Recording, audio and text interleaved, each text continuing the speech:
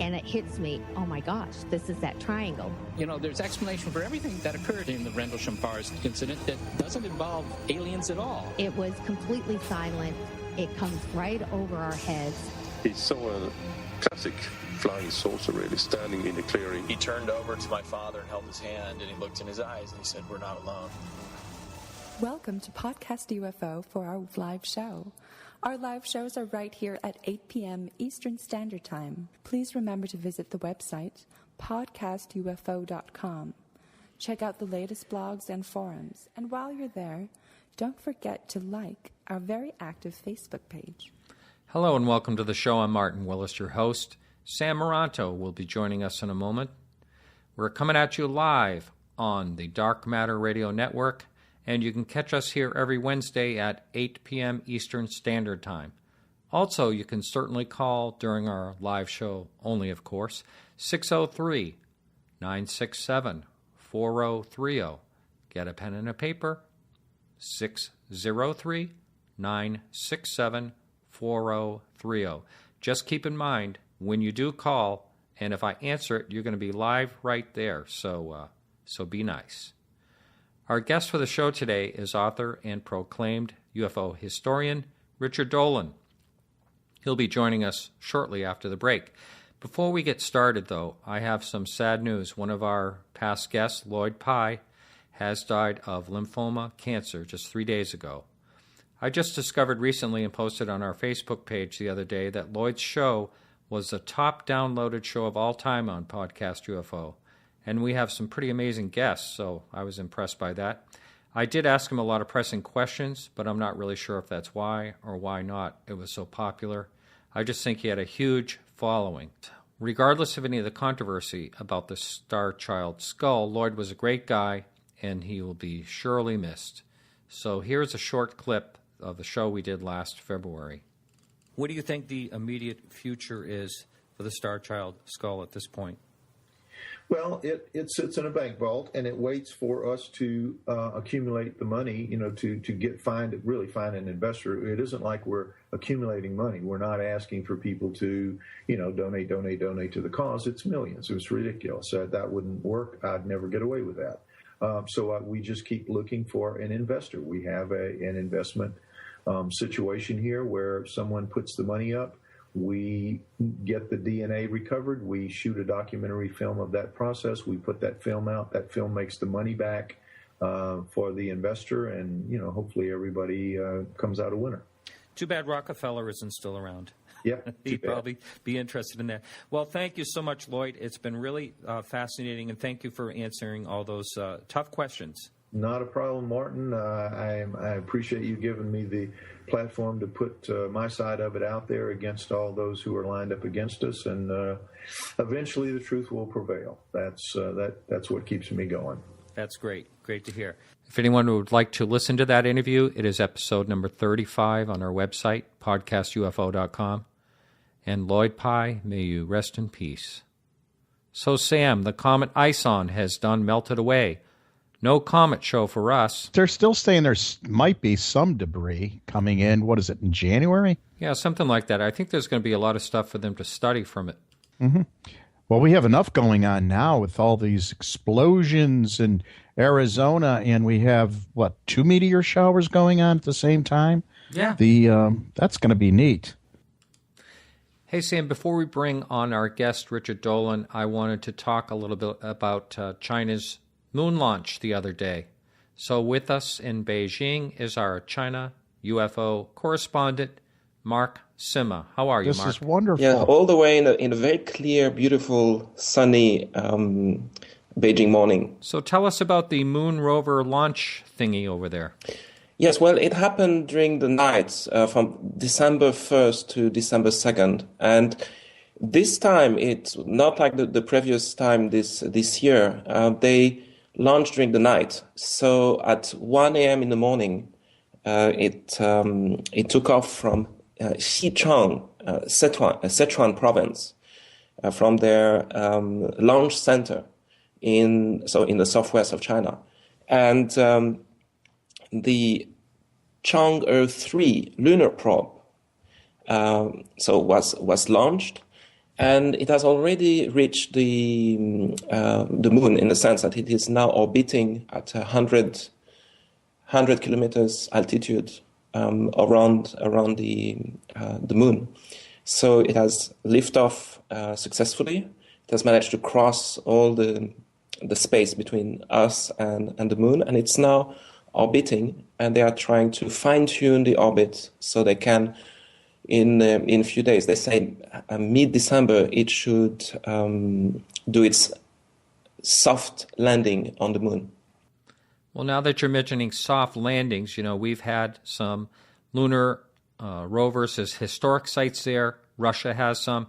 And now there's a lot of controversy about how those will be protected, because I think China is expecting to have permanent moon bases by 2020. And I'm wondering if there could be a Moon War 1 over the territory up there, but it's not really supposed to be like that. Take a listen to this clip. It's from Stuart Gary's podcast, Star Stuff. Americans, and I'm sure Russians, want to preserve their historic lunar landing sites. Dr. Henry Hertzfeld, a research professor in space policy and an adjunct professor in law at George Washington University, says the proposed new legislation put before the US Congress could be seen internationally as a declaration of US sovereignty over parts of the moon. What it was doing was trying to put the Apollo sites under the U.S. National Park Service and the Department of the Interior. The bill was somewhat careful in the way they tried to word it, but the fact is, anybody who puts something up into space owns and is responsible for what they put up there forever and with unlimited liability. But in the UN treaty that every spacefaring nation has signed, Article 2 of the Outer Space Treaty, that is, says that no nation can appropriate space. Basically, that spaces and celestial bodies are places where there is no sovereignty. That's kind of saying it the way it is, isn't it? Well, it is, certainly. And of course, China is now a big player on every front. And what we have to hope for is that we can continue to have international space missions. But it's becoming more and more complex. So we have in one part of our sky, we have the International Space Station with so Europeans and Americans and Japanese and Russians. And then we have a new space station being constructed, one module after the other by the Chinese.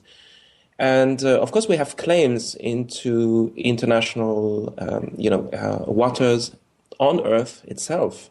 And it just makes sense that every power is trying to preserve its either technological advantage and option on the future. Actually, nobody knows how it's going to play out. And you have now also a number of private consortiums who are trying to launch towards Mars. So right. Would territory be claimed by companies in the future? So it's a whole new ball game, of course. And as far as claims go, there's helium-3, which it could be proven to be a very good energy source, and who knows how many claims there could be about that alone. Indeed, and the Chinese have already mentioned it. So maybe at the level of scientists and university professors, but it's in the discourse. It's in actually the analysis and the reason for long-term position on the moon. So the Chinese are quite open about it, and they are saying it. There are this very rich material on the moon, and a lot of it that could be a great replacement for fossil fuel in the future. That's right. Thank you, Marc. It's time for our break now. And hang in there. We'll be right back with Richard Dolan. And music for the show is provided for by Carrie Lloyd Whitehouse. Stay tuned.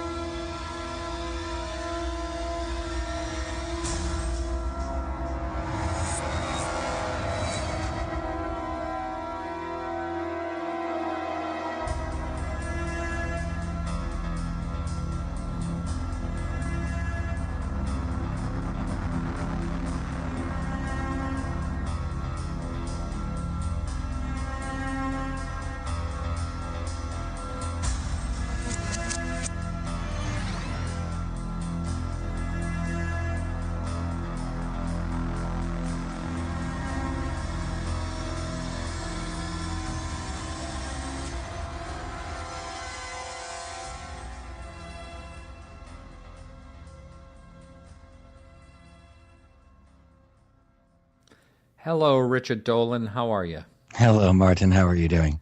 Hopefully you're still on, Sam. Now, you've been friends with Richard a long time. Isn't that right, Sam? Yes, I think we celebrated our 10-year anniversary this year, isn't it? Something like that. We've known each other, about 10 years. That's right. Now, Richard, thank you for coming on the show. And you have a book out, don't you, just recently? Do you want to talk about that? Well, I published, I have 3 books that are out. I have a 4th that'll be out this month. So I publish books by other authors as well.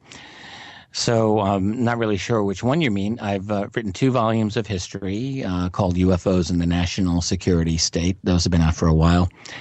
They're 500 and 600 pages respectively, so there's quite a bit of history in those.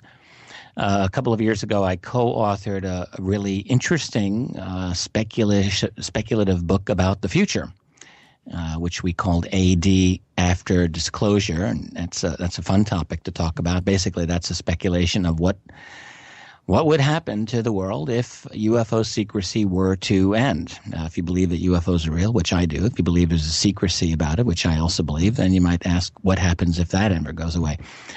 I have a new book that's coming out. I'm just doing the final wrap-up on it now, called UFOs for the 21st Century Mind, and that's a new, fresh introduction to the entire topic of UFOs. I mean, everything that I can think about, everything most people can think about, I've tried to deal with in a clear, sort of fresh, comprehensive view of the whole topic, and I'm excited about that book. When is it due out? Well, I wanted it out this last fall, and before that I wanted it out this summer. I think it's going to be out in January. I've got all of the 12 chapters are finished. I've had 2 fantastic proofreaders just going over it with me, and I've got a couple of final readers who are just suggesting a few other things. And I'm wrapping it up. So I think January of 2014 is the time. Now, Rich, you've had that the one book in the works, like you said, for some time, and I think that time may be working out to your advantage with so many other things that have been going on. You were at the conference, of course, with the congressional the citizen hearing. Yeah, citizen hearing.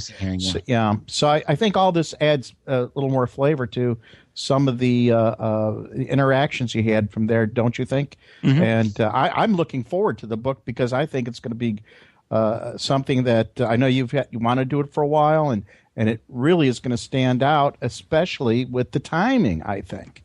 We have a field that has, the more I've thought about this, we're in a field that has a great need of a fresh kind of comprehensive overview. Everyone's got friends who are skeptical about this topic and wondering what all the fuss is about.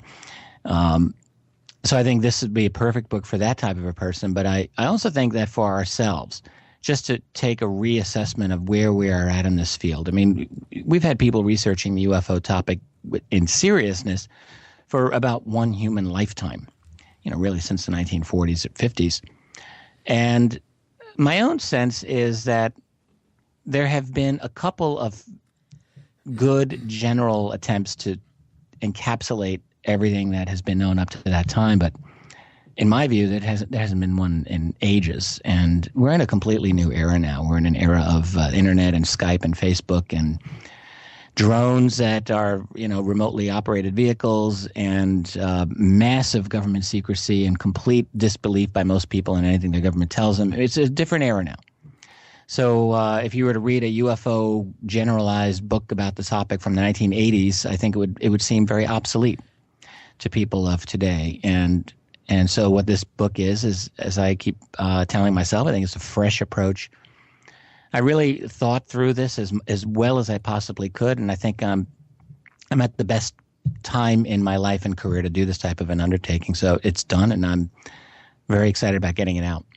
Now, I have a real interest in historical documents. It's kind of what I do for my real job, but I've always wondered, what are the earliest documents related to this subject, and what are the earliest, say, government documents that relate to this subject? Those are 2 specific questions, because when you go back through the research of what we can say are good sightings, that goes back much farther than government U.S. government records or anything like that.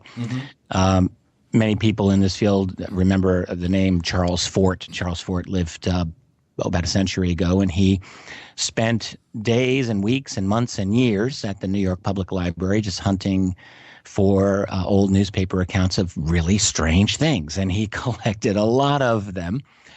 And some of these, I think, would qualify as fascinating UFO reports today, except for the fact that they're in the 18th and 19th centuries. One, for instance, of a ship out in the Mediterranean off the coast of Sicily that saw a lighted object rise from the water and then fly off. 1845. There's quite a few of these types of things, and it's not that none of them have naturalistic explanations, but some of them seem like a bit of a stretch for a naturalistic explanation. In terms of government data, really the earliest that I am aware of would be U.S. military Foo Fighter reports. Now, that's from World War II. Right. And those are confirmed. There are unconfirmed, let's say, debated documents that are a little bit earlier than that. They may be legit. A lot of people debating their authenticity. These are the so-called majestic documents, and some of those go back I don't know if any of them go back to the 30s, certainly the early 40s. I don't have any copy of a government record from any government that goes back prior to that, although we do know there were really what we would call UFOs today, like back in the 30s over Sweden. There were mystery craft that were flying over that country. They didn't really seem to behave like UFOs, but they were mysterious. No one knew what they were. I haven't seen the Swedish government records on that. I mean, basically, we're talking 1940s onward. That's too early for the ghost rockets, isn't it? No, that's after World War II.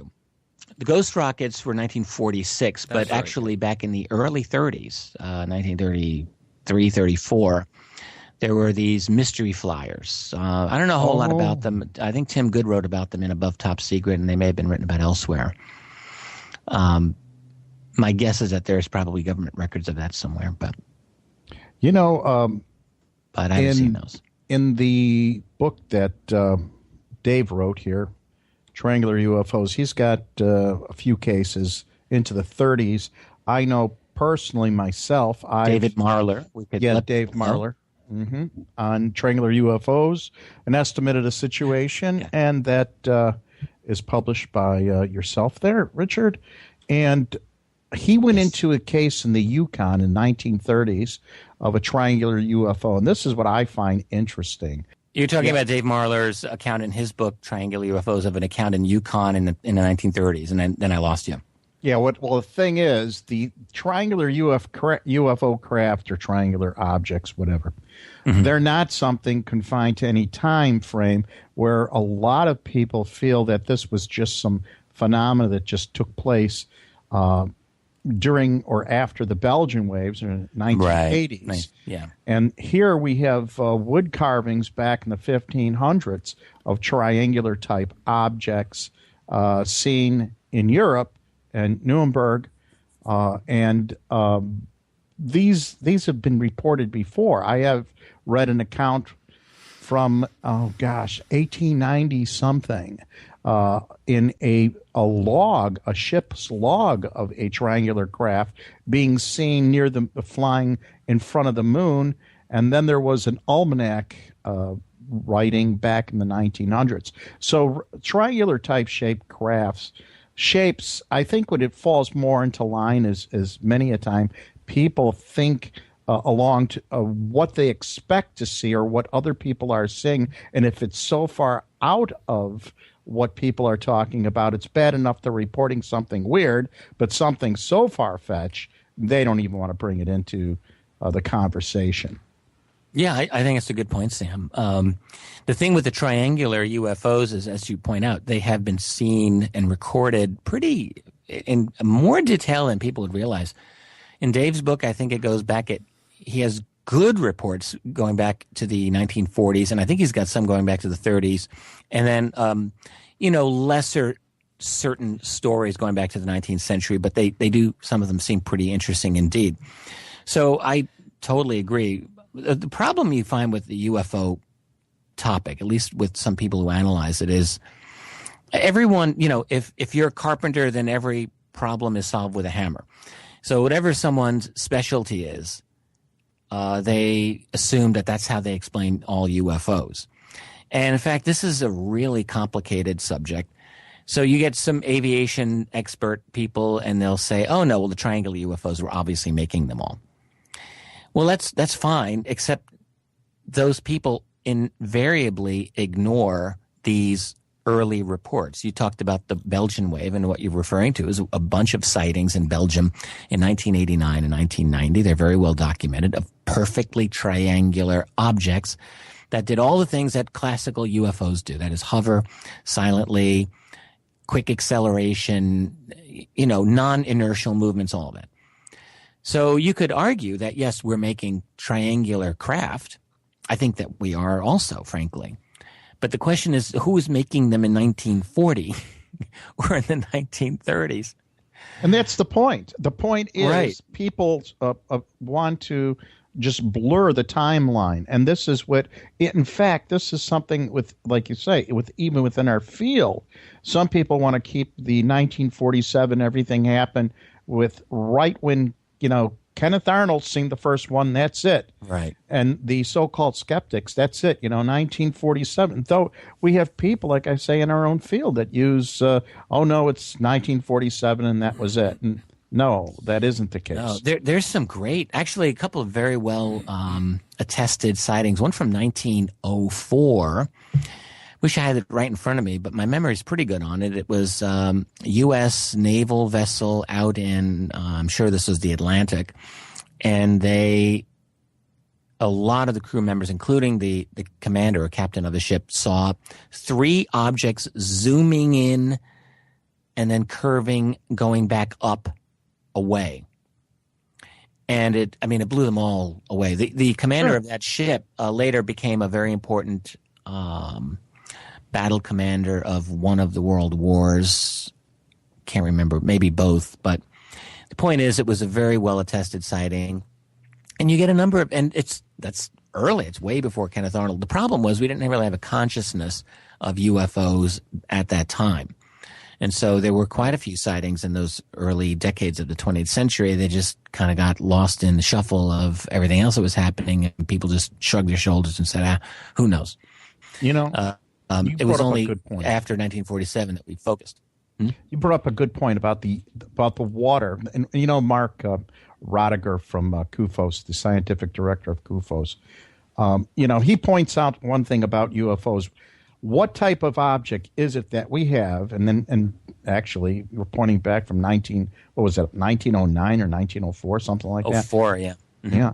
Now, what did we have that could go in the water and come out and fly and do all these different maneuvers without wings, etc., and still to this day, clearly nothing. Nothing then and nothing today officially. Nothing today that can come out of the water and then fly off. Yeah, and Rodiger says, Sam, if anything you were to point out to people, point out that whatever these things are able to go in water and go into the air, and it seems they exhibit the same amount of speed. So evidently, they're working on principles we can't incorporate into anything conventional or anything that we exhibit right now. So I think that adds a lot of merit or value to the UFO phenomena as being something outside of the scope of something in our arsenal. Richard, I'd like to talk to you about MJ-12. There's a lot of controversy about it, and I'm totally confused about it, actually, and I wondered if you could enlighten us on that subject. I'd be very happy to. And actually, after we get into that, I don't know if you wanted to talk about any confirmed U.S. government documents, UFO phenomenon. I'm always happy to discuss that.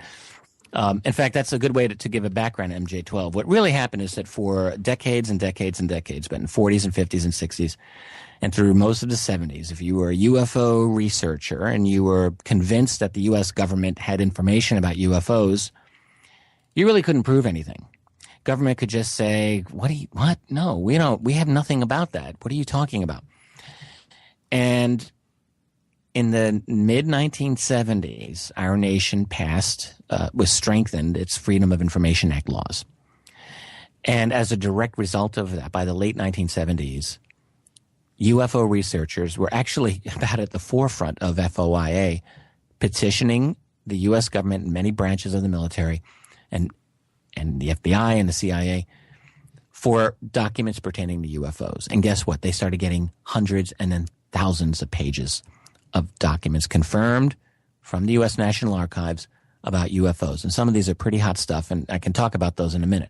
So that started this whole cascading effect, because what people started to realize is that, oh my God, the government really has been lying about this. I mean, they're talking about violations of sensitive airspace by objects that were not supposed to exist. They were telling us all these years there's nothing to it. And here they are issuing emergency memos about UFOs over sensitive airspace.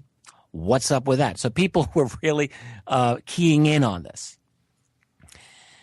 So that was a problem. And another problem at the same time, late 1970s, was really the second prong in the attack on secrecy, which was stories began leaking out of crashed UFOs that were being retrieved. Now, these were not official government documents, but these were pretty interesting leaks. One of those stories was about Roswell, but that was by no means the only story. In other words, by the late 70s, you've got all of these documents that are coming out of the Freedom of Information Act tree. You shake the tree and here come more documents.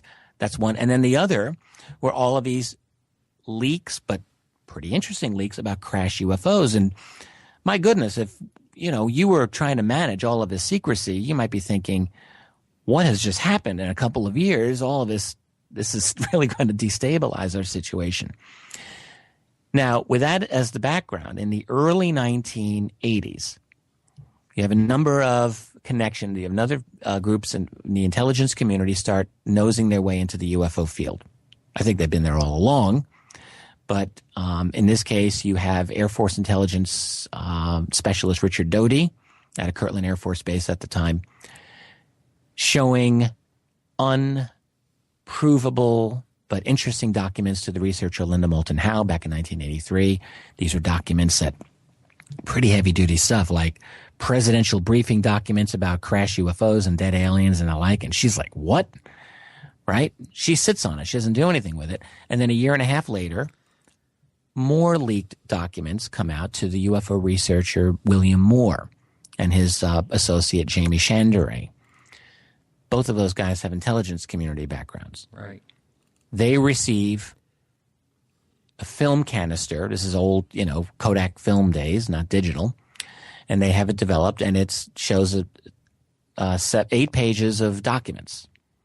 And it sure looks like an amazing presidential briefing document dealing with crash UFOs, the reality of the UFO phenomenon, an executive order signed by Harry Truman. I mean, all of this stuff. And that's the MJ-12 documents, because it refers to a group called MJ-12, which was charged with managing the whole UFO secret.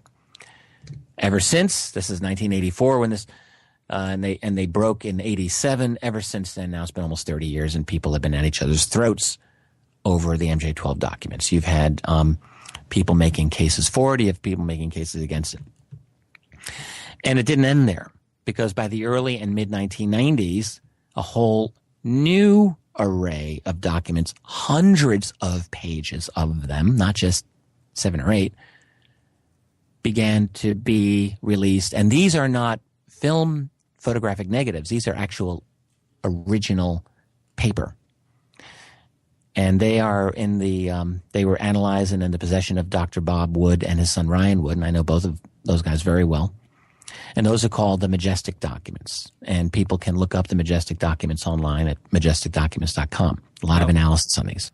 Have you actually seen these and held these in your hand in person? I've not held them in my hand. I've studied. I have a printout of every single one of them, and I've bound them in my own book. Gone through them and through them. I do know the analysis. I mean, I've talked at length to Bob and Ryan about the paper and the analysis that had been done by on the typeface of the various documents and so forth. So it's all quite fascinating. So these are the Majestic Documents in a nutshell. And my basic down and dirty take on them is they they look really good. When people call them crude fakes, they're full of it. They're not crude.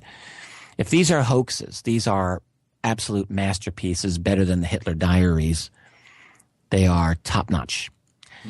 That's my own view. And I had a long discussion, by the way, with a very, very seasoned PhD in the intelligence community about these. And this is a number of years ago. I said, here's my take on it. If these, no matter how you look at the Majestic documents, they are some kind of evidence for the reality of this phenomenon, because if they're real, then it's self-evident.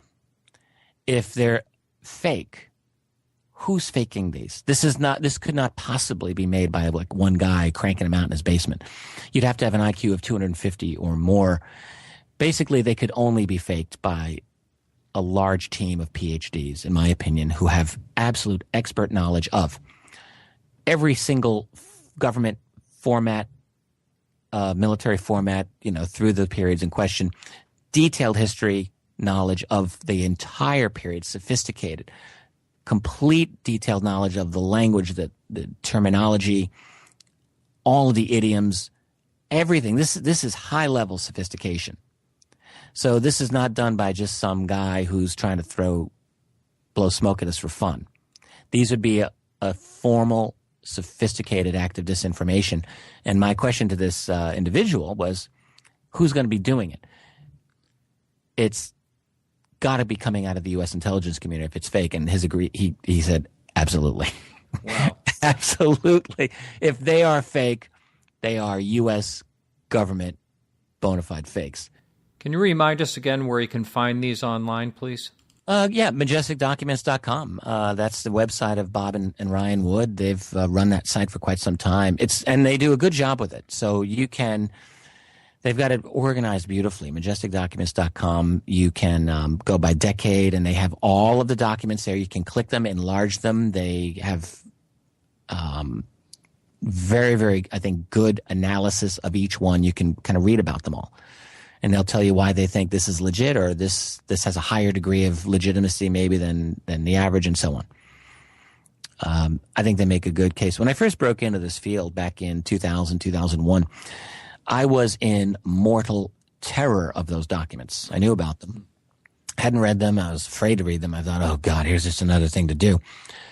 And one day I just bit the bullet, and I went to their website, and I printed every single one off. I bound them in a big fat notebook, and I just read them through in chronological order. And I will never forget the feeling of having mind equals blown by going through all of them. It's an awesome experience it's very easy for an armchair skeptic to say, oh yeah, it's all fake. There's of no known provenance, which is not exactly true. Actually, they do have a provenance, which they discuss on their website. A fellow named Cooper, what's his first name? Thomas. God, what's wrong with me? Anyway, it's all there, and they describe how they get the documents and so forth. But it's easy to dismiss them. But I notice when people dismiss them, they usually haven't read more than like 2 paragraphs of 500 pages worth of stuff. So, what I tell the people is read them, really read them, and then tell me that they're BS. I'd like to hear that, and then tell me why. Yeah, I remember Stan Friedman said he had a running bet with someone on these documents. Who was that? Do you remember? Oh, yeah, you talked Stan Friedman and Philip J. Klass, who's now deceased. That's right.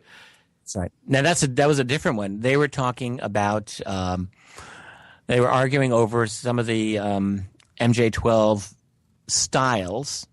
There's a big argument over the original documents over the date style was wrong, supposedly. That's right. And the dating style was, it is unusual, and it's not standard military. It's like standard military would be like 13 September 1954 without commas or anything like that. And there were documents there that were 13 September, comma, 1954, which that's not standard. And Klass said, that's totally wrong. And Kevin Randall would say, that's totally wrong, and other researchers. And Klass pointed that out, and Klass pointed out a couple of other things about typeface and so forth about these documents. And he said, I'll give you $100, is it 100 or 1,000? $100 up to 1,000, I think it is.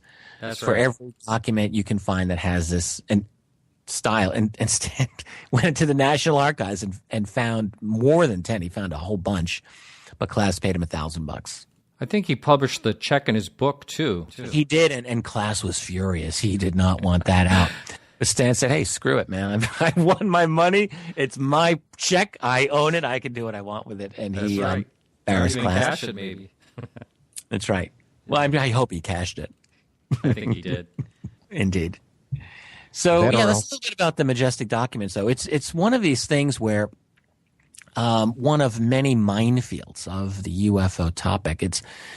That's the thing about this phenomenon. Nothing is easy when you study UFOs. Nothing is easy. The topic itself is inherently difficult, because I think what we're doing is we're bumping into something that's really at the edge of what our minds are able to comprehend. We're dealing with a reality that is at the limits of what we understand about space and time and what we understand about ourselves and what we understand about consciousness and technology and who knows what else. It would be like having your dog try to understand what you do when you go to work. You could try to explain it, but you wouldn't get a lot of success. And we might be in a situation like that where we just can't get it. So that's one problem. And another problem is there is a genuine amount of secrecy that is on this topic, so that ordinary citizens like ourselves are indeed hampered at getting at information. That's just the name of the game. We know this. There's no way of even arguing. We know that the topic was classified at the level of top secret. We got lucky. We have a couple of declassified documents that state this explicitly. And yet what's interesting is that all of all the declassified documents we've gotten over the years, 10, 12,000 pages by now on UFOs, the smallest handful only were of top secret. Most are of lower levels of secrecy. So in other words, the good stuff is still being withheld. And you mentioned before, we've heard before that at least half of current government documents are being kept from Bay and not allowed even for FOIAs. We're in an era of absolute overwhelming government opaqueness and secrecy. And the statement I got out of a very good study of America's black budget and secret military world called Blank Spots on the Map by a researcher named Trevor Paglen. It's a very good book. And that was his best estimate. No one really knows for sure, but what he estimated, and I think he had good reason for this, was that roughly, he said 50% of all U.S. government documents, are classified in one way or another. So that, in other words, if you're an archivist or a historian of the United States government, you could legitimately argue that half of all of your government's activity is secret. I don't think Paglen knows. I don't think anybody truly knows what percentage of government documents are secret. But that was his best guess. And in his book, which I read and enjoyed very much, I felt he made a very strong case as to the extent of secrecy. Sure, but when you have that much being kept from the public, what we're left with is really a fiction that could be you're taking points of facts and you're making the bridge whatever you want it to be. It could be all fiction. So we don't have a real history anymore. The problem that we have, I don't know if we ever did. I don't know. Right. Well, in our society, our government, the Americans, let's just talk about Americans for the moment. We've had a history in which we prided ourselves of being the citizens, being the sovereign entities of the country, so that we have a system. We have Congress. We elect our members of Congress, and they respond to us. And so there's this pretense that if there's something happening that's important, the citizens inherently will find out. We have a watchdog media, we're told, and we have representatives that answer to us. And that's kind of the assumption that in the back of our minds we like to think about. I like to think that. The reality is very different, and the reality is that through the course of the 20th century, by degrees, and then, of course, every time you have a big war, it just advances by leaps and bounds, we've had the development of what I've come to call a national security state. And you can call it a lot of things. You can call it a homeland security state. You can call it a surveillance state. You can call it a big brother state. But what it has done is it has kind of grown. You know, like in the first movie Alien, where the alien creature like is inside your body and it explodes out of your body. Yeah. That's what's happened. So the good old American Republic is this dead corpse, and inside it has grown this alien body that's kind of come out. And that's the national security state. And it's kind of taken over. So, but the problem is we haven't really had an official recognition. We haven't had a proper funeral for the old-fashioned republic. So we kind of have this fiction that is still around. But really, we've lost control. And so it matters, because if you're trying to get to the bottom of UFO secrecy, it matters what kind of government you have. It matters if you have a democracy, republic, or some form of authoritarian system. It matters a great deal. And we've really gone through this transformation. So getting the information out, it's not a slam dunk. You have these there are intelligent skeptics, and then there are really ignorant skeptics, and they have this idea that, oh, well, you can't keep this secret. I mean, they're not that good. They're not that competent. They're not able to. Wrong. Secrecy is a way of life, and has become a way of life within the United States national security complex. Sometime earlier in the year, you had an interview that went viral, and it was a deathbed testimony. And do you mind if we talk about that? Oh, golly, yeah, sure. This was something that aired during the citizen hearing in Washington, D.C. in, I guess, in early May of this year. It was an interview that I conducted with a gentleman in, I guess it was February of 2013. And I've been telling people the general location. It was in northern Minnesota. I was asked to do this interview by my friend and colleague Stephen Bassett, who knew about it, and there was a small production crew that accompanied me. And they told me all about this fellow. I didn't know anything about him.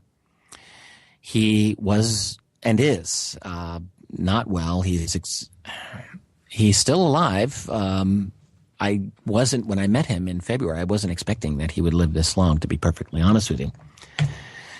But a lot of people listening have probably seen the video, and it's on YouTube. It's gotten a lot of views. And essentially, he had a story about having been in the U.S. Army intelligence in the late 50s and being recruited by the CIA. And he was recruited, he said, to basically accept UFO reports that were coming in from Europe through the CIA. And then he made an even more amazing statement that he and his boss primarily were tasked by U.S. President Dwight Eisenhower to take a trip to Area 51. The reason was that, as he said, Eisenhower was trying and failing to get information relating to the UFO ET phenomenon, which he knew was at Area 51. He had been essentially stonewalled, he said. And he told these two, he said, look, I've been trying and trying for years and I haven't gotten anything. If you two are not able to get me a reasonable amount of intelligence, then I'm going to send, he said, apparently I will send the First Army in and invade Area 51. That's apparently when this man said this to me, I'm sure my eyebrows shot way up into my forehead. And he had a lot more to say. And, you know, you can listen to it on YouTube. It's 18 minutes long. Here's the thing. I've had people writing to me ever since that. And I've had military people writing to me saying, that is such a crock. The way he speaks isn't right. Nothing's right. Everything is wrong. I've had other people write to me, some of them military also, who said, no, he actually seems like he could be legit. I do have a copy of his military papers, his DD-214. I do know he was in the U.S. Army. I know his real name. I know his son-in-law. I spoke at length to his son-in-law, who knows the whole story. They're very close. I know what church this man has gone to. He's a sweetheart of a guy, and I loved him. When I was with him, actually, I talked with him for 2 days, and he is absolutely a genuine man, in my opinion. He did. Now, having said that, I will not vouch 100% for the veracity or accuracy of what he said to me. And the reason is twofold. It's not that he's a liar. He's in his mid-late 70s. His health was awful. He was on meds. He was in physical pain, and he was foggy. His mind truly was foggy. There were a lot of things he couldn't remember. He couldn't remember the name of J. Edgar Hoover. He couldn't remember a number of things which I felt he mispronounced and got wrong. And I do leave open the possibility that there may have been a level, not a complete amount, but some confabulation is always a possibility. What is confabulation? It means when you tell something that you think is true, but you got it wrong. Human memory is fallible. Mm-hmm. And if we forget that, then we're being very silly, because all of us, we've convinced ourselves of things that may not have actually happened. I don't know in this man's case. For me to do follow-up research is very difficult, because how are you going to get information in the archives about a trip to Area 51 to find out about the truth of ETs or not? I mean, that's not going to be a FOIA request, I can tell you right now. Now, there may be people who come out of the woodwork who have something tangible to say that might support this guy. I actually have an email from a former FBI agent, and he gave me quite a list here. Do you mind if I read some of it to you? Yeah, I would love to hear it. Well, first of all, he talked about using the swipe card, the security swipe card 1958, to get into secure areas. And from this guy's quick research into the subject, it appears the idea of magnetic swipe cards was only just beginning to be developed in 1960. It wasn't until 1969 where IBM first started making them available commercially and for many uses by the government. Secondly, he gave his account of the Men in Black, and this guy didn't feel that he gave a reasonable explanation as to why he was afraid to keep talking to Linda Howe after the incident. Plus, he feels that could have easily been fabricated. He clearly said that he wanted to remain anonymous, and yet he had his face showing during the interview in full lighting. And he ends with this: the bottom line, I feel neutral about the interview at best. I'd like it to be true, but if he truly wants people to know the truth, his name and credentials need to be vetted, and a very lengthy interview off the beaten path of questions needs to be attempted. Then we might be getting somewhere. I wonder if this guy wrote to me as well, because some of this, I mean, I went through this with other people about the magnetic swipe card as well. That I'm not really worried about. We're talking about 1 or 2 years. It's very possible. It's entirely possible that within the classified, black budget world, we're not talking FBI, we're talking beyond that certain technologies could have easily been online even before the FBI was getting them. So that actually bothers me not at all. That I don't even consider. The other thing he talked about, what was the other? Swiping card, and then, the First Army. Yeah, I don't really know. I'm not sure if that's true or not. And I'm not really sure if any of us really knows, just because some guy says it's the case. That fact needs to be checked, honestly. Right. And it's also possible, though, that he's right and that the old man got it wrong, or he might have remembered something wrong. It's entirely possible. The thing about memory is you can remember certain generalities correctly, and you may get certain specifics wrong. It's entirely possible. And, you go through life, you go through year after year, and you convince yourself that, it was the First Army. Maybe it was, maybe it wasn't. I don't know. In the beginning, did he not want his face shown and you talked him into it? No, the reason, when we were coming to interview him, we actually didn't know if we'd get to interview him until the very last minute. The only reason he agreed to do this, and this is where I'm glad you mentioned this, because the correspondent, your correspondent, I think really doesn't have a genuine appreciation of just this whole situation. The guy did interview with Linda Moulton Howe about 15 years ago, and he did a very lengthy interview with her, which she had on the Art Bell Show. And it's got to be somewhere in the archives. I'm trying to get Linda to have that whole thing made public, and right now it's on her Earth Files archives. I'd like it to be a little bit more available. The point is, what he said in that interview was generally quite consistent with what he said to me. That I know. And what he then claimed is that after he went public with Linda, he got a visit from the Men in Black and was frightened away. And now what this writer is, this correspondent of yours is saying, well, if he's afraid then, why is he talking to me? The reason he was talking to me is he's said flat out that he's dying. He doesn't expect to live much longer. Mm-hmm. And he was talked into it. There was a particular researcher, I'll just give his name, Ron Garner, who worked this guy.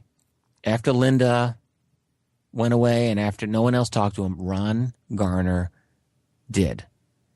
And he cultivated this man for years. And this guy basically was just going to drop off the face of the earth. He wasn't going to talk to anybody. And Ron persuaded him after, a lengthy conversation to say, look, let's just get you on camera one last time. Just one time before you go. And the guy said, okay. And that really was what it was. And while we were going up to see him, we actually did not have a hard and fast yes. We had all flown up there. That's right. We flew into Minneapolis and we were taking this long drive up the state in the snow, hours, and really with no clear idea if we were going to even get to talk to him. Wow. And because of his health and because some members of his family were not into it, we didn't know if he was into it. So did you just meet somewhere? Yeah, hotel. Motel. Yeah. A little tiny little motel. Very nondescript little place. He had to be brought in on a wheelchair by his son-in-law. And, I have to tell you, when I met this man, when you meet him, if you ever got to meet him, it's very hard not to like this man. And I tried not to let my emotional reaction get in the way of interviewing him, but it was impossible not to like him. And, it was clear that there were times I'd interview him. He started coughing. I thought, my God, he's going to die right in front of me. I was that concerned for him. But he kept in good spirits the whole time. He was a real trooper. There's a lot of interview that I did with him. Not all of it was on YouTube. And a lot of it's redundant and not all of it's really relevant.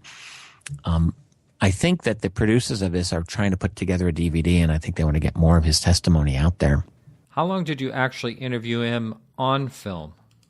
I don't know. I was with him for about 5 hours. I don't know how much of that we were being recorded, but I was over 2 days, a couple of afternoons. And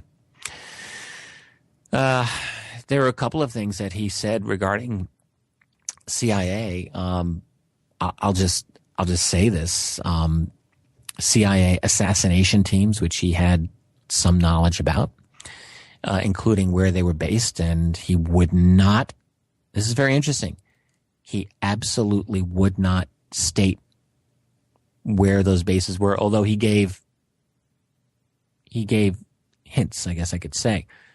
But he was adamant that he was not going to give away the names and locations of those bases. But these were places in the U.S. where CIA was involved in training, top-level assassins for work in and beyond the U.S.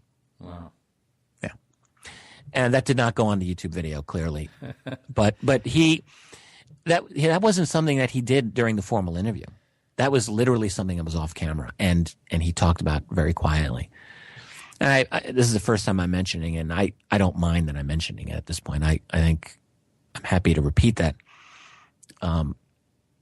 His way of telling me that and a number of other things, again, everything he said to me struck me as quite genuine. Having said all of that, I can't prove that this is true either.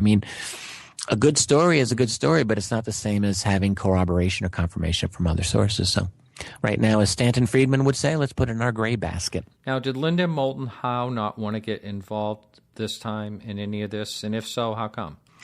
I don't know the details of how or why she wasn't involved with it. Linda, I know, is very busy, and I can say I'm very good friends with her, but I wasn't involved in talking with her about this particular case beforehand. I've spoke with her at length after the fact. I conferred with Linda, and I conferred with Ron Garner and a number of other people involved in shooting it. We had a number of conversations about this man. Suffice to say, most of us think that he's truthful, but no one is willing to say that he's absolutely correct. I don't think anyone thinks that he's lying. Mm-hmm. In fact, I know that of those of us who've really studied this, I don't think any of us think he's a liar. We've gone back and forth from saying he's either truthful and he's nailed it, or if he got one or two things wrong, that might just be his memory acting up on him. You know what I found interesting in your interview with him? He doesn't really overstate himself. He seems real a matter of fact, and he's the way he explains each position and where he was and how he got into the next mode of getting into that final position makes a lot of sense, and it's never overstated. I thought the same thing, Sam. I thought he was very, actually, for as wild as the story is, and let's just put that right out there, and things he said were pretty, he said he was brought to a room where there was a live ET on the other side of a glass that he felt telepathically in his head. And the one statement he heard that heard it say was, "We mean you no harm." That's what he said he heard in his mind. Now, I'll just say this, you get a lot of stories of alleged telepathic communication between us and them. This is common. Right. So here he's got his own version, except that there's a live EBE there. That's not the only such story, by the way, of people seeing ETs behind a glass wall in a military facility. These have been out there. I've come across a couple myself. Did he steal it from somewhere else, or is this symptomatic that this is a thing, that there are glass walls and people see, extraterrestrial beings behind them? Don't know, but he was. I think, Sam, I agree with you. He was very deliberate about just about every little thing he described, and I was blown over, to tell you the truth. I was just I was looking at your expression at different points when it was being shot, and I think a few things that really nailed you, like you say, the talking to the alien, or at least telepathically. The other thing that you really got, your expression was seemed to have an expression afterwards, was the calling the First Army. And I had looked into the location of where they were located during that period of time. I think they got to Fort Collins after that period of time. They may have been the Springs. There may have been a unit there. I'm not sure if the First Army was there, but something like that. But they were there. I just don't know time period wise. Yeah, and there were a couple of things on the chronology. If I had had a lot, I truly wish that I had had a lot of prep time to interview, prep interviews of this man before we did the filming. Because what I would have liked to have done, when you interview someone, what you want to do is you want to take notes and you want to put together a detailed chronology of events based on what they tell you. And then what you want to do as a good interviewer is working off of that chronology, you ask the person about events, but in all different types of order. And this is a very widely used way in law enforcement to trip liars up. Because if you're a really good liar, and unless you're like a superb liar, you're going to have a hard time, unless you've worked over your story over and over again, you're going to have a hard time remembering it in every single exact order, especially if you have to give it out of order. Yes. I mean, now, if it's a true story, then you can do it because you know it. If you're making it up, it's a little bit harder. And I would like to have done that with this man. I just didn't have enough. I didn't have the opportunity. It's just, you really need more time with these things. And I mean, I'm satisfied as far as it goes with the interview. I think it was good that he got a chance to talk. I don't think that it's, I don't think he's offering us a pile of magic beans here. I think that there's something to it. And I think it's going to be up to us to look into it. Some of the criticisms, again, that Martin, that were that your correspondent talked about, the magnetic swipe card. Yes, doesn't really do a lot for me. There's a long history of technology that is way ahead, particularly with this area, with the Area 51 area, and going out to like Edwards Air Force Base and that whole region. I know story after story after story that have come to me personally and come to other researchers by military people. They're almost laughing, saying, "Are you kidding? We're decades ahead of you guys." Sure. So magnetic swipe, it's a couple of years. It doesn't do anything. Anyway, it's a fascinating thing, and I almost didn't want to do it. The interview. I just thought if this turns out to be a big mess, it's going to come blowing up right on my face. Right. And how many times have we seen that happen? Right.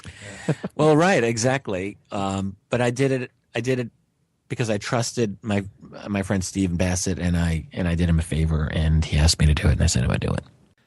Can you talk about that book you mentioned earlier? Because this has always been really fascinating to me. Was it The Day After Disclosure or something like that? AD After Disclosure. It's always interesting to theorize how people would react to something like that. How did you come up with some of the ideas? And let's talk a little bit about it. Well, thanks for asking. The idea of disclosure has been one of those percolating, brewing ideas for the 21st century.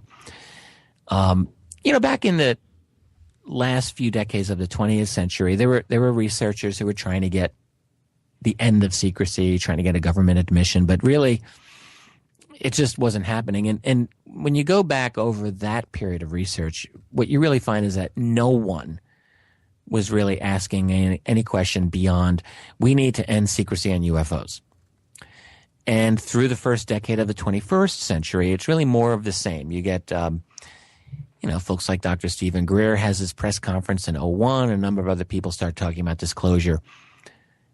I was dragged into the disclosure discussion. I didn't start out wanting to talk about that. I was talking about government secrecy. I said disclosure is very premature. But I got roped in. Conference after conference, people would ask me about it, and I started thinking about it, really. And it was around 2008, 2009 that I started really thinking about disclosure. A few people asked me some pointed questions at conferences. Like one person asked, if you were the president, how would you go about the process? And I thought, wow, that's a really good question. And it occurred to me that really no one was asking or answering these types of questions. We all talked about, it would be great to have the end of secrecy, but what would happen? And it so happened that I struck up a friendship at around that time with Bryce Zabel, who's a Hollywood film director and TV producer. He did the TV show Dark Skies back in the 1990s, and he's done work for Steven Spielberg and other people. And Bryce and I just started chatting, and we had a bunch of conversations. And by the spring of 2010, we both realized because he has the same interests I had, we thought we could do a good book on this. And we mapped it out. I mapped it out primarily, and we set up a game plan, and we wrote this book. Basically, what we did is two fundamental questions. One is, given that UFO secrecy has been with us since forever, what even makes us think that there will ever be an end to secrecy? I mean, there are people who say it's impossible. They've been keeping the secret forever. Why do you think it'll end? Well, I have an answer to that one. And then the second question, the fundamental question is, if that secret ends, what then? And the what then is really the wild ride of this book. I mean, we try to look at everything the way a think tank would look at it. That is, the immediate political reaction in the U.S., particularly with U.S. focus in this case, but then economic impact, financial markets, cultural revolution, religious implications, scientific implications, and then really finally long-term geopolitical global reconfiguration based on this. And all of which, included some analysis or speculation on who exactly are we dealing with anyway? What are these other beings? And a lot of it's contingent, of course, on what we might find out and how we might find it out. And there's a whole bunch of variables we'll never know. Sure. But what we realized is that there are a couple of things that we felt reasonably confident are going to shake out. One, to answer the very first question, like what makes me think that there'll even be a disclosure? One thing you have to keep in mind is I have never seen and don't see disclosure as this nice, gift given by the U.S. president to the people of the world. Like, okay, I'm now going to tell you. Here it is, people. Yeah, we need a mass sighting or something like that. Right, that's never going to happen. I think the only way disclosure is going to happen is when they are pressed to the wall. Mass sighting or a WikiLeaks type of event, something comes out that forces their hand. And then they'll say, oh, God, okay. And then they'll make a statement. And then, of course, what you have to expect is spin, and more spin, and lies, and delays, and deception. So it's not like, just because the CIA has been outed on this that they're not going to walk away from the table and say, okay, we'll tell you everything. They've invested a lot of time in managing and controlling this information, so they're not just going to give up. Just because of this little thing called disclosure. The big thing about disclosure is that, not that we're going to get all of the truth, but the big thing about disclosure is that it will put this topic on the table in a public way so that everyone can talk about it, so that everyone can investigate it. And in other words, it's the beginning of a new phase in the battle over truth. It's not the end of anything. It's the beginning of a new phase. So that's disclosure. And then, the ramifications after that are just going to be, I think it's going to rock our world. And I do think it's going to happen. I think it's inevitable because we're in just such a revolutionary period of human history. Look where we've come in the last 50 years, let alone 100. We are not recognizable, and clearly we're not going to be standing still. That's right. So we're developing new ways of communicating globally, of obtaining new information. WikiLeaks is a symptom of what's happening. The group Anonymous is symptomatic of what's happening. You can't plug up all the leaks in the dike. There's just too many. And here comes the ocean. It's just going to overwhelm that wall of secrecy. So whether it's 10 years or 20 years, I don't know, but I think it will happen. And when it does, it's going to bring a lot of uncomfortable questions. I'd hate to be the president of the United States. There'd be a lot to answer for, that's for sure. Absolutely. How do you tell the world that you've been lying, that your national security apparatus has lied for them for the last 70 plus years? How do you tell the world the actual structure of the secrecy that has been privatized, which everyone's going to know? How do you tell the world that you've got all of this fancy technology you've been hiding from them? You've been holding their future hostage. Right. There'll be a lot of other questions that'll come on the table, and it'll be very difficult, I think, to withstand scrutiny into all of them. So it's going to, open up a big can of whoop ass on the national security apparatus. Now, whether that means it'll be a revolution or not, only time will tell. But hey, we remember Occupy Wall Street. Well, just imagine if there's an Occupy Area 51. Is it impossible? No, it's not impossible. Of course not. Wackenhut can keep 10, 20 people out with their machine guns, but they're not going to keep out 10,000 or 20,000 or 200,000 people if that were to happen. You sure would be getting some press if that was happening. Yeah. So they would put them lots first. Of things can happen. Lots can happen. Have them go first with the cameras. Come on, shoot down the cameraman, Sam. Got a few I could put out there and recommend, Yeah. On the subject of media and honesty in the media, something that we're well accustomed to seeing, the games being played with interviews. How do you think? Now you're in Europe a lot, and you've been to Leeds. How many times now? 4 or 5 times? Yeah, something like that. There's the annual Exopolitics conference there, and I think I've been there 4 or 5 times, something like that. Now Britain's pretty much the same way as the United States, as being pretty tough on this subject and more ridicule and sarcasm than anything else. But yeah, I think so. Now, where are you seeing? Because I know you've been to a few other countries this last year, and where are you seeing some promise as far as this information coming out to the public in a very earnest manner? Oh, good question. Well, this is still a ghettoized topic no matter where I've gone around Europe. I've spent time in Britain. I was up in Norway a couple of times in the last year or two. I was in Denmark and Copenhagen not long ago. About a year ago, I was in I've done this in Italy and in France, and I was in Spain, although I wasn't in Spain for a conference. All of this in the last recent period of time. And in Amsterdam, I was there.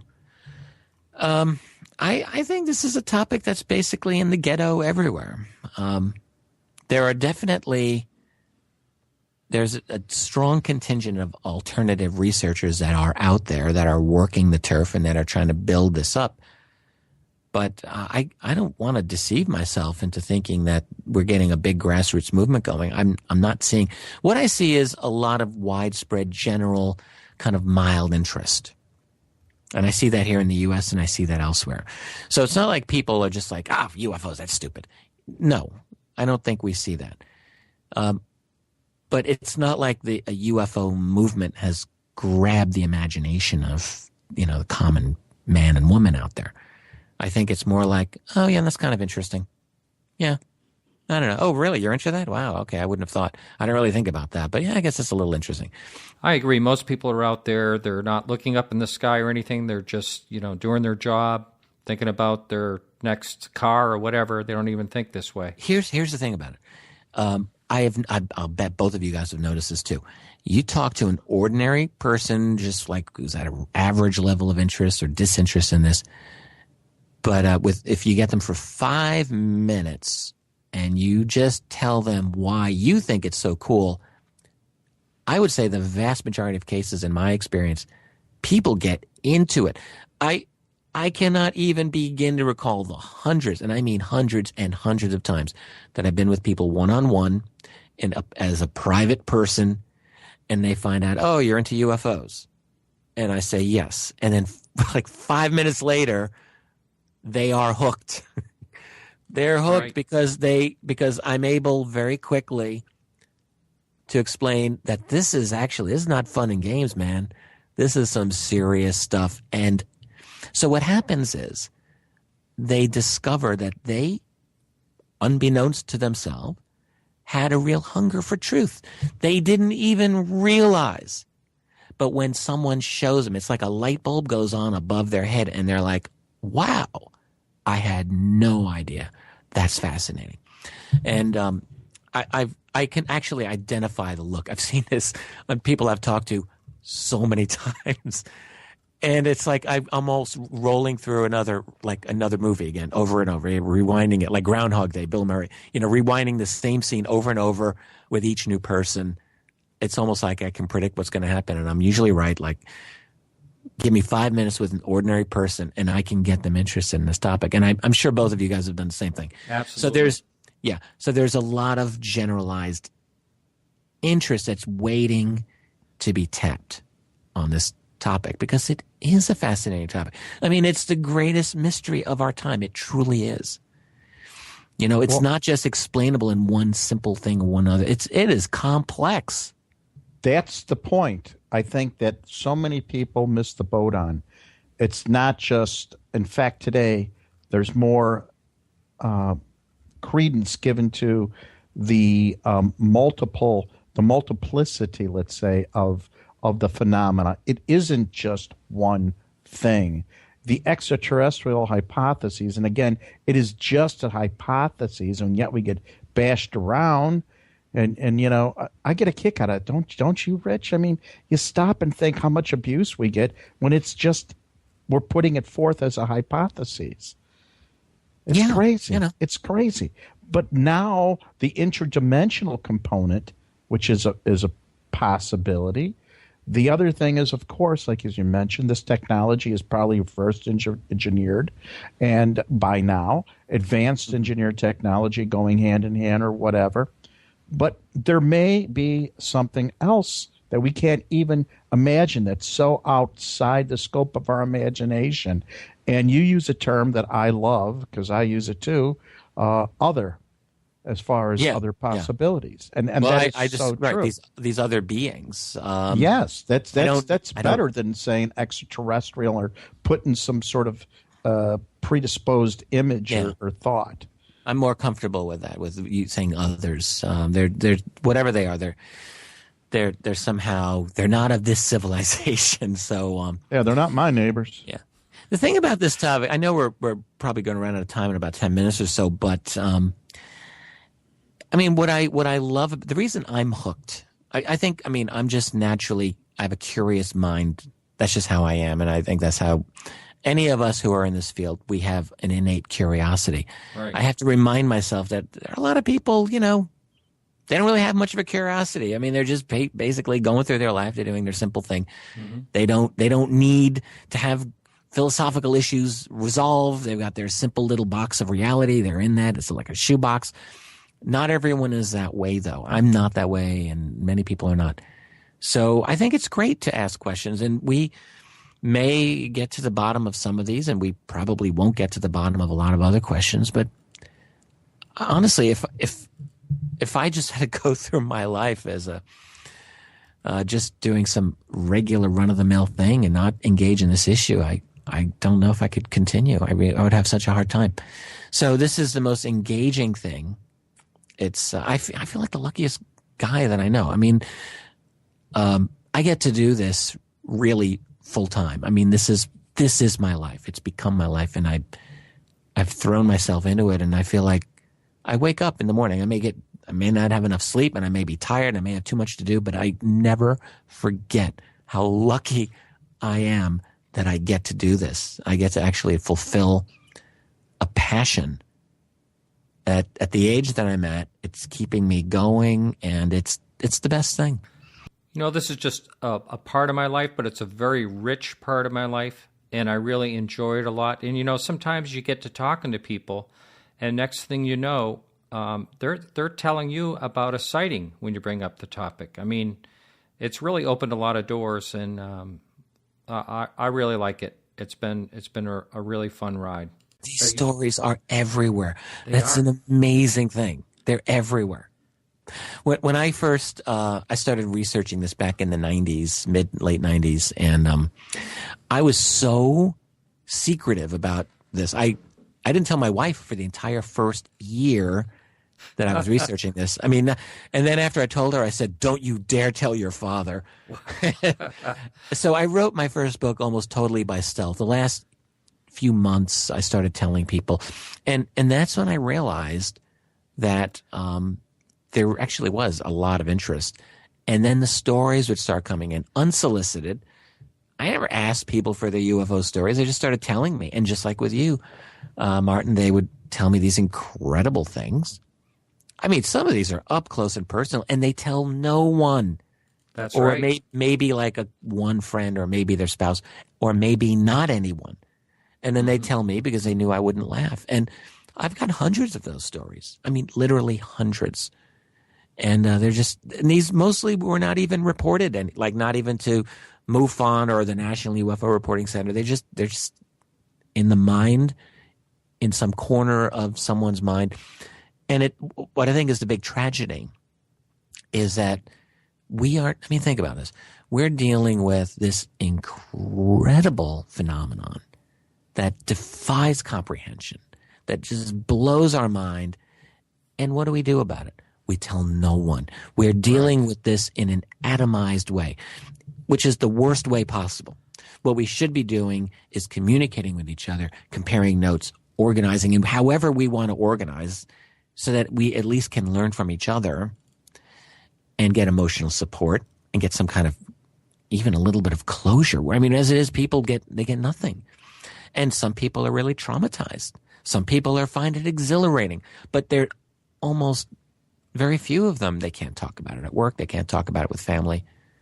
That's just not right. I mean, to me, that's a sign, an innate sign of repression of a society. When you can't talk about something that's that important, that to me is de facto symptom of an oppressive, authoritarian type of society. Hey, Richard, why don't you give the listener out there how they'd find your website and what speaking engagements you have coming up and all that stuff? Yeah, my website is richarddolanpress.com. If you forgot that, you could just probably Google the name Richard Dolan, and I think that'd be the top link. I do a lot of, and that site, by the way, has got a lot of information on what I do, and it has information on authors that I publish through Richard Dolan Press. I'm really proud of this, and this is expanding It expanded a lot this last year, and it's going to be expanding a lot more in 2014. So go to there. And speaking engagements, I just went through a flurry of them this last year. I don't have anything lined up for a few months. I am planning, and I've been invited, and it looks like it's a go, to do a 3-week tour of Canada from the east to the west coast, but that's in late May into early June of coming year. So that's not for a while. Yeah, you really wouldn't want to go there right now. No way, man. Well, I got a lot of good Canuck friends, but no, I think I'll wait till the weather gets nicer. No, I don't think I have anything. I don't think I've got anything planned until then, at least formally. I'm not going to be at the International UFO Congress, which is the big thing at the end of February. That's in Phoenix. Right. I was there last year. I'm not going to be there this year. You'll be out here in October. Yes, I will, Sam. Yes. You didn't forget, did you? Oh, God, no. No, it's on the calendar. And probably sometime before, we'll have to be in touch. I'd like to do something up in Geneva again. That was up in Galena, wasn't it? Galena. Nice? Galena, yeah. Galena, Illinois. Oh, that's a beautiful place. That's the former home of Ulysses S. Grant, and I like it for that reason alone. But yeah, Galena's a great place. As far as my own engagements, I have no doubt. I'm not trying to sound overconfident, but I'm sure that I'll have things lined up in the spring. They always How about television shows? Television shows. I know you got to. Oh, okay. So check it out. This was a good one. I'm really excited about this. I shot 8 episodes this last fall of an upcoming show. I think it's going to. I hope it will be almost like the quality of like Ancient Aliens was, and maybe it'll have that impact. It will be on the History Channel. It's called Hangar 1, I believe. And it doesn't deal with ancient UFOs. It deals with contemporary UFO phenomenon with an emphasis on the deep cover-up aspects. This is all stuff that I've lived to talk about, and I gave extensive interviews for this show. I really was very encouraged when I talked to the producers. So that, I think, will be out in early 2014. I'm excited about that. Yeah, when do you think your book will come out, your next one? I think next month. I was even trying to get it done before this Christmas. It would be nice to have a new book for the holiday season. But I can't rush it so that I wreck it. I need this to be exactly right. Once it's published, and I don't want to screw this up. So I'm thinking January should not be a problem. A month from now will not be a problem. As I said earlier, I'm really fine-tuning it. There might be 1 or 2 small passages I add to it, but I think I've got this whole thing down now. Well, that's great. Well, And Richard, that's UFOs for the 21st century mind. I'll just say that. Well, it's been a real pleasure talking to you. Richard, I've enjoyed it. Fantastic. Hey, thanks for having Happy me on. holidays, brother. Yeah. I intend to enjoy my holiday. My daughter and I just got some eggnog. It's not the natural eggnog, but it's also not the cruddy stuff at the ordinary store. So we got some holiday music in the house, and I'll relax a little bit tonight. Thank you. Good night, Richard. Oh, good night. Thanks. Thank you for listening to our show, and please remember to check out our website, podcastufo.com, for the latest blogs and forums. We will be back next week. Thanks again, and remember, keep your eyes to the sky.